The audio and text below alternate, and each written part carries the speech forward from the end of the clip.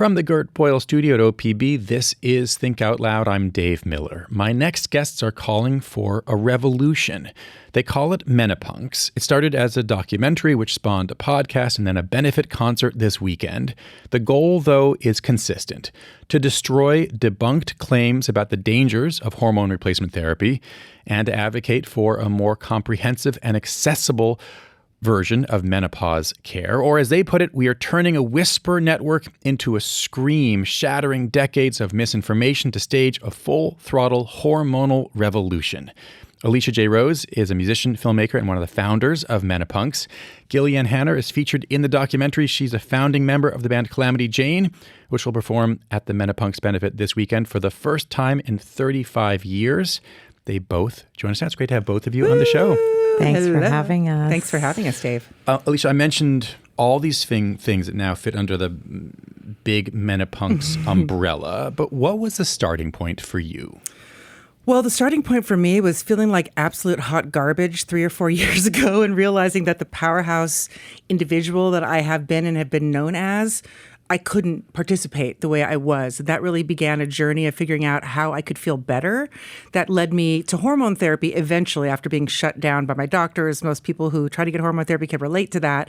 But eventually I self-advocated hard enough to finally get hormone therapy. And then at one point I was hanging out with Gilly and my friend Jen Spraja in front of a rock show. We're all in our 50s and we're like, let's play shows together. Let's do this stuff. And I was like, what is going on? Why are we in our 50s doing this? We were in our 20s 30 years ago. And I realized, all three of us are actually accessing hormone therapy. That's an interesting story. So that was the seed that kind of led into everything. Gilly, what do you remember about that first conversation?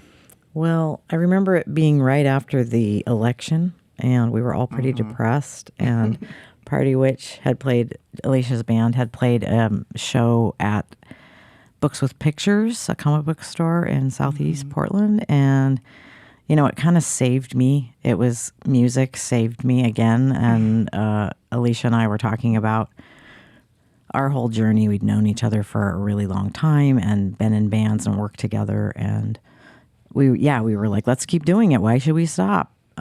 But yeah, we did all find out that the reason, because we all had health crises in the last few years before that, where we were unable to perform or were in a lot of pain. I was in a lot of pain performing before I got on HRT. Alicia mentioned feeling like hot garbage. One way to put it. So what were you dealing with before you got on hormone replacement therapy? I was having intense joint pain.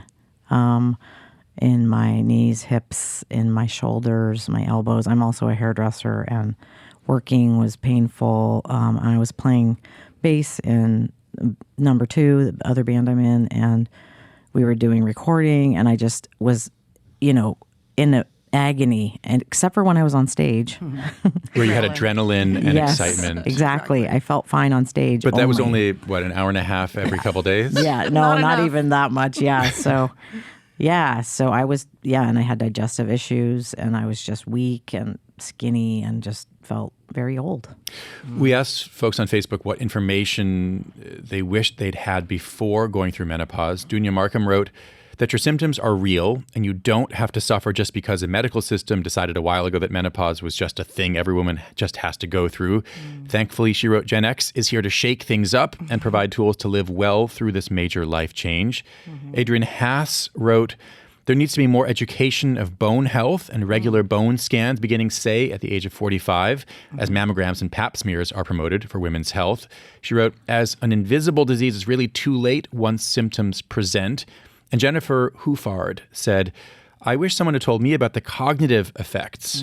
I started losing my language retrieval ability, essentially expressive aphasia. Yeah. My doctor sent me to a speech-language pathologist. She didn't know what to do with me.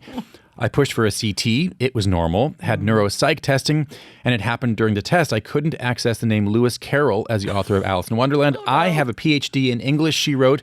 I know who wrote Alice in Wonderland. What gives? Alicia, you were making some noises through those various comments. What do you notice in these comments? Well, look, the effects of perimenopause and menopause are beyond real. And not only that, they're mysterious AF. So we go through life thinking, oh, we're fine, we know who we are. Then we hit sometimes 35 is when it can begin, and things start falling apart. And often they're really unrelated. Like Gilly said, she had digestive issues and joint issues. I was losing my teeth, believe it or not, because it affected my bone health so much. I also had so much joint pain I couldn't stand for longer than 15 minutes.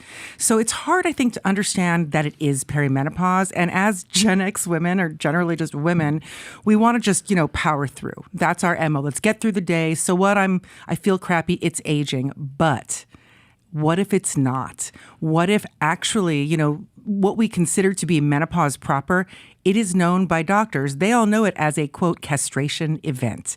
And putting it into perspective that way really changed my mind. I was like, wait, so this isn't just like me losing some hormones and having some symptoms. This is my body trying to survive without its most life-saving, quality of life enhancing tool. What does the word menopunks mean to you as opposed to, say, menopausal or perimenopausal women? Well, one, I think it really encompasses strength in the journey, number one. But it came from me understanding. I went to this thing called, we have one of our participants is Dr. Aoife O'Sullivan. She's incredible. And she invited me at the very beginning of the filmmaking process to something called the Portland Menopause Conference. And at that conference, there's like 200 people. And I remember by the end of it, they were radicalizing me and everybody else in the room with the information, about the Women's Health Initiative and the misinformation that was seeded into the world in 2002 about hormone therapy causing breast cancer.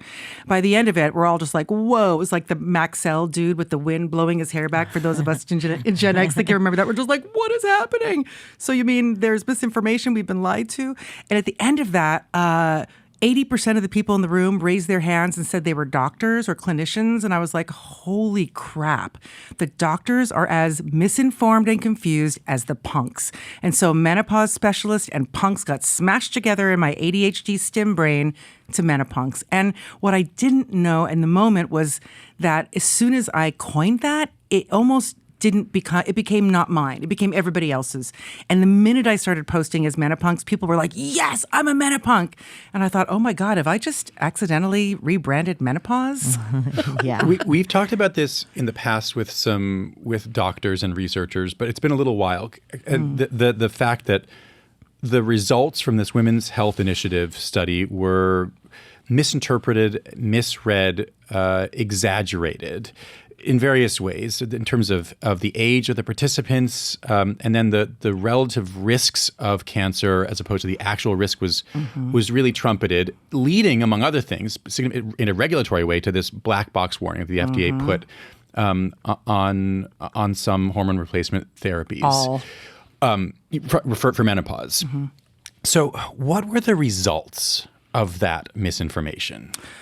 Well, the important thing to know is that it wasn't some misinterpretation. The actual study itself released results that weren't erroneous. If you were to go under the hood of the study, it really showed there was a non-statistically significant increase in risk of breast cancer while taking hormone therapy. The other important thing to understand is that this study wasn't a hormone study. It was a cardiovascular study of postmenopausal women between the ages of 50 and 100 who had cardiovascular risks. They brought in hormone therapy to basically see if these older women could take it forever, because up to this point in 2002, it was incredibly popular. In 1993, when the Women's Health Initiative began, 23% of women and people assigned female at birth were utilizing hormone therapy. By 2002, after the regime change had happened, because 93 was Clinton, 2002 was Bush, 9/11 happened, suddenly it went into a very different direction where they were like, oh, okay, women should not have access to this. And it was very, very intentional the way they went about it. And they decided to take these far outlying, non-statistically significant results, pull them to the front and go to press with them. In fact, what was in the Journal of American Medicine didn't even come into that. That was correct, what was in the JAMA. So it wasn't a bad study. The results weren't misinterpreted. We now, after doing research, have figured out that there were some pretty bad actors within the whole scope of the situation who decided to run that in press to achieve the goal, I believe, of systemically disempowering multiple generations of women. and it worked. We've had basically all hormone therapy under black box warnings and under prohibition for over 2 decades, which I believe has really just done a number on the boomers, done a number on politics, done a number on culture, and it's doing a number on Gen X, and we're trying to stop it. We asked folks, again, what they wish they'd had when what information they'd had before they entered perimenopause. A lot of people talked about the challenges in dealing with their own healthcare providers. Michelle Downing Barnhart wrote, I just learned this morning that reflux is associated with menopause. Why didn't my female mid-50s doctor, who has a certificate on the wall saying she is a menopause expert, tell me this? I'm angry that I'm getting better info from social media than from my doctor. Kendall Leeper wrote that she'd wish she'd known that losing estrogen affects every part of your body like frozen shoulder, and that more physicians had expertise on the issue. That's what she's hoping. Jane Stravade Cravens wrote that most doctors are clueless about menopause and every experience is different. There are other comments as well. Gilly, you were nodding here. What experiences did you have in terms of getting menopause-related care yourself from your own doctors? Well, yeah, I had a lot of seemingly, unrelated, but it's all related because you're all in one body. But I had really bad digestive problems. And so, yeah, I got, endoscopy, colonoscopy, all the stuff. And it was like, well, everything's okay, sort of. You seem like we're not finding any cause for you not to be able to digest any food and to have lost like 40 pounds and, look like you're just a little skeleton. And then I just lucked into finding a doctor, Dr. Dana Mosier, who is a friend of mine, and she heard about my problems and was like, can I help you? Would you come to me and let me try to help you? Because I was in a band with one of her friends, Neil Gust, and I wasn't able to show up at practice because I was laying, on my side just in misery. Also my joint pain was so bad I had to stop doing kung fu. I had to stop running. I had to, I just was not able to be active. I could barely work as a hairdresser.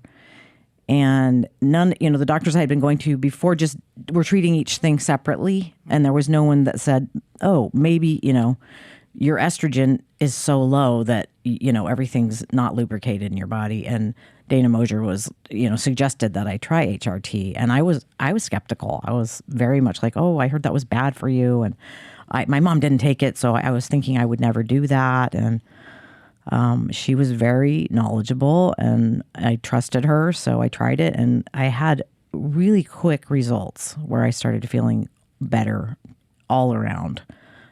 And I'm just so grateful that I found her because my other doctors who were, great doctors just didn't suggest it at all. Alicia, how much self-advocacy did you have to pursue to get help? Well, I am with Kaiser, I'll just say. And my doctor, I will not name names, it took her, she said no to me. I mean, I went trying to advocate for myself during perimenopause, probably about 4 years ago. And I was told, your period's still happening, so not yet. And I'm like, but I can't live with like this many hot flashes and this much pain. And she's like, not suffering enough. Come back later when you've suffered a little more and you're closer to menopause. And I'm like, what? But eventually, I basically kind of hacked my way through the system there. And I realized I tried all the herbs. I tried all these sort of like, homeopathic things. Nothing worked, at least nothing for longer than a day or two. So I decided to just contact telehealth at Kaiser. And I think that's a thing you can do in general. And I just asked for what I wanted. Once I understood that the magic combination was estradiol and progesterone, and now I'm also utilizing testosterone gel. But those two particular things are the cornerstones of hormone replacement therapy. I just called telehealth and I was like, I feel crappy. I want these things. And they said, okay. And so I got those things. They weren't quite right. And then when I went back to my doctor, she's like, okay, you're on them now. How are you feeling? And I was like, I'm good, but I don't feel that great I didn't know, but a synthetic progesterone. She said, well, I just took a seminar. So now I know. She didn't know anything before, mind you. She didn't. They don't. None of the doctors do. Now I know that micronized progesterone is much better for you than medroxyprogestin. Now, Here's the thing that I've realized through doing now 33 episodes of a podcast, which came as a spin-off of the film, but I've talked to so many doctors, and those doctors are brilliant. I would trust them. But the problem is they didn't get the education at all. Almost all of them, including the two heads of Planned Parenthood I just had on the podcast, both of them have said that we had, if lucky, under an hour in their entire education about menopause and perimenopause. And I really believe it's because of the effect of the misinformation that was put into the world in 2002 that effectively erased midlife care for over 20 years. If you're just tuning in, we're talking right now about the Menopunks movement, which advocates for more comprehensive and accessible menopause care. Alicia J. Rose is a musician, filmmaker, and one of the founders of Menopunks. Gilly Ann Hanner is a founding member of the band Calamity Jane, which is going to be performing at the Menopunks Benefit this weekend in Portland. There's more information about this weekend's events, Friday and Saturday, on our website. I want to read one more comment we got on Facebook because it gets to some of the intergenerational issues here. Nicole Lane wrote, so much really any was not there. It's complicated and our moms didn't tell us about it. Super weird shame stuff, I think. I bring it up in conversation all the time with women and men. That process was not easy for me. For some women, it is. I'm conflicted about HRT. For me, it can't work, but I'm really glad you're putting this topic out in the open for a straightforward conversation. Gilly, what kinds of conversations are you hoping will come from this movement? Well, I think at my work, I talk to people, I do hair, and a lot of people are in the age range of being perimenopausal or menopausal. And so we get to have a lot of like hour-long conversations where we talk about symptoms. And, you know, so many people have frozen shoulder. You mentioned that, like so many people get that. And you know, and having osteoporosis and bone health and, you know, these things that we all are like, okay, this is just part of getting older. And I guess I just have to suffer through this. Just to be able to sort of offer, maybe there's definitely an alternative care that you can feel a lot better and you can be very productive and do things you want to do in your life when I'm 59 and I'm playing a rock show. I mean, it's amazing. I hope people can sort of gain a little insight and just feel empowered by it. I feel like the thing about menopause that really our parents, our mothers knew nothing, and almost all of them will tell you they didn't go through it, which is absolute BS. I consider it, now I've learned, I'm calling it menopause blindness, generational menopause blindness. I get it. They had hormones ripped out of their hands. The one thing that could have really given them extended quality of life, that could have avoided dementia, Alzheimer's, bone or hip replacements, all of that stuff, they had it taken away unceremoniously based on disinformation in 2002. That's wild. So they were the victims of this crime that occurred, and we are the daughters of the victims of that crime. So why would they know, right? Yeah. They had, when you ask about their menopause stories, they're like, I don't remember, but also they put it out of their memories. It was miserable for most of them. And at a certain point, all those symptoms go away. You can live. The problem is your body's working around not having estrogen, which means that it's sort of crumbling and falling in on itself. And that's what we consider aging. What if aging didn't have to be that way? What if the secret, and not even the secret, but what if the way to better, healthier, stronger, smarter, more dynamic aging, where we can keep playing concerts and keep being creative process is a big part of this film as well, is actually through a natural medication that matches what's in our bodies, that's almost like a vitamin, but was cruelly restricted from our parents, and they're still trying to make it miserable for us, though the FDA made a big announcement in November, which kind of changed everything. Right. Removing that black box warning, saying we made a mistake 23 years ago. Yeah, and a mistake is a real, go for it, say mistake. It's like the estimate of how many women died during that period of time, the low estimate is 100,000 women, at least, that we know of, died of hormone deficient related illness. The number of women that just suffered and continue to suffer is innumerable. Gilly, you've been making music your whole life, but Calamity Jane has been, frozen in time for over 3 decades until this weekend. What's it like to be making music again that you wrote in your early 20s? Yeah, it's intense. It's really fun. Lisa Koenig is the original drummer. We started the band in 1988 in Olympia, and she's playing again too in another band. And so us getting together and playing these songs we wrote together when we were 21, 22, 23, is just electrifying. It's incredibly exciting. At first it was like, oh my God, how am I going to sing like this? There's so much energy. I was so energetic and angry. And I mean, it does help that what's happening politically right now is definitely filling me with rage. So it's a good outlet. You have rage and estrogen now. Yes. Great combo. Great combo. Hormonally optimized rage. It works. Yeah. But it's been really awesome playing. And then we've got Mandy Morgan, who is a local musician who's just wonderful, also a Menopunk, and she's playing bass for us because my sister is not able to do it. She lives in Southern Oregon and she's got stuff going on, but it's really fun. We just went to Olympia and did a 2-day practice retreat and we had a great time. So we're looking forward to it. Gillian Hanner and Alicia J. Rose, thanks very much.